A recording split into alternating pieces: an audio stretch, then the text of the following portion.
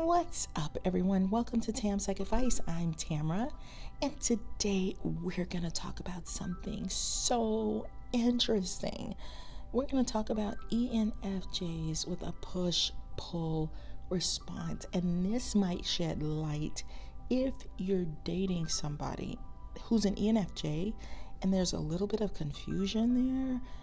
This might be just the thing you need. So, are you an ENFJ with a push-pull response, or are you smooth and steady, cool and collect all the time? Some ENFJs have a quote-unquote love-hate relationship with people.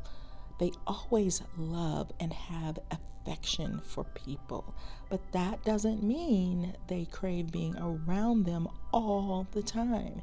In fact, they may be bewildered by an incredibly strong defense mechanism that makes them want to get away from people, scram, or push away from them. It's an uncontrollable, powerful feeling that makes them want to bolt and escape to the quietest corner they can find.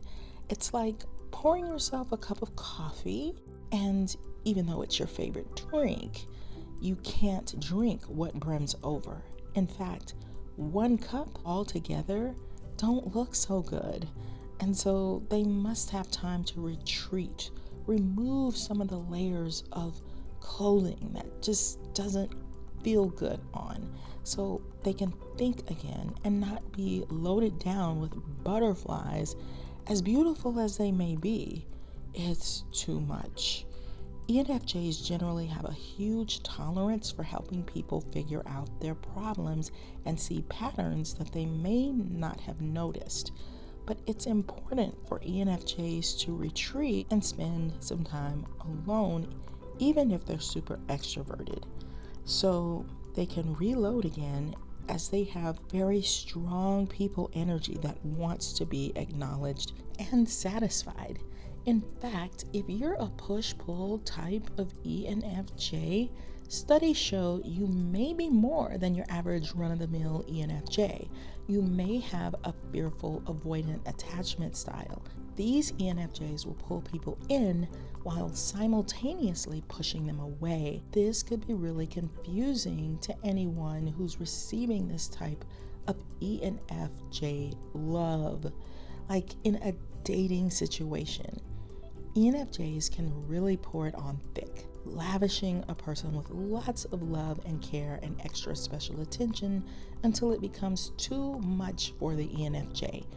Then they find themselves needing to get away from the person in emergency style, like, I'm feeling nervous and anxious, and if I don't get away from you quick, you might see a display of temper because they need a minute to regroup. Then, when they're away, they can start to feel lonely and really miss certain people and feel just as anxious to be around them again.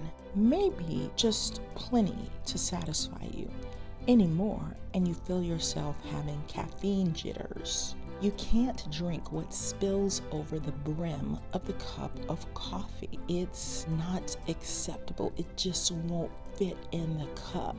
And this would be the equivalent of nervousness spilling over, created by anxiety in the ENFJ of feeling overstimulated.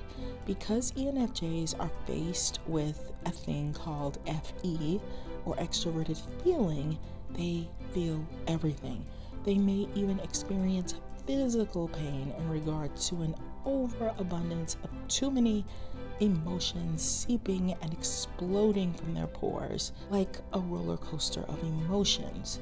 Someone's elations and frustrations worn by an ENFJ like a mashup of clothing that it's kind of confusing how their inner workings are working on top of the complexity of being an ENFJ too.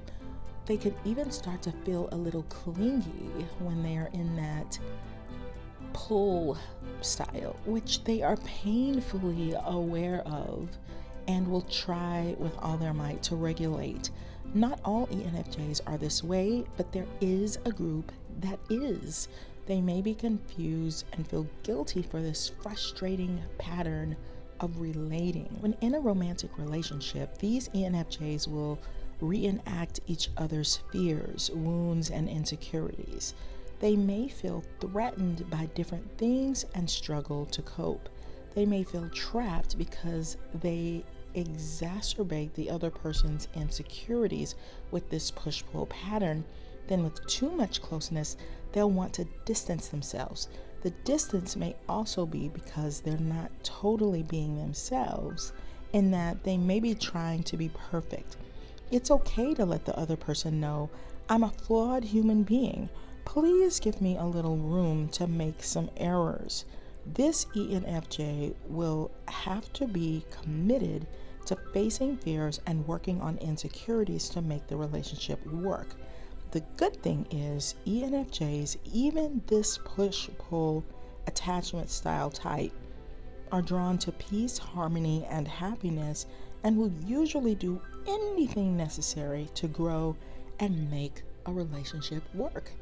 Can you relate to this type of ENFJ? Like, does this connect with you in any kind of way, or do you feel like that's totally not me, like that I'm not connecting with that at all? What I'll do is I'll put my playlist in the description box for ENFJs. I've got lots of videos, and I'm sure you will relate to most of them because ENFJs have many sides, and I help you to explore them. Also, check out my book, Flip the Script on Love. It's on Amazon. It's by Tamara Zyon, and I'm an ENFJ, and I'm trying to help you with your relationships and love so you can get the romantic partner that you want and that you desire.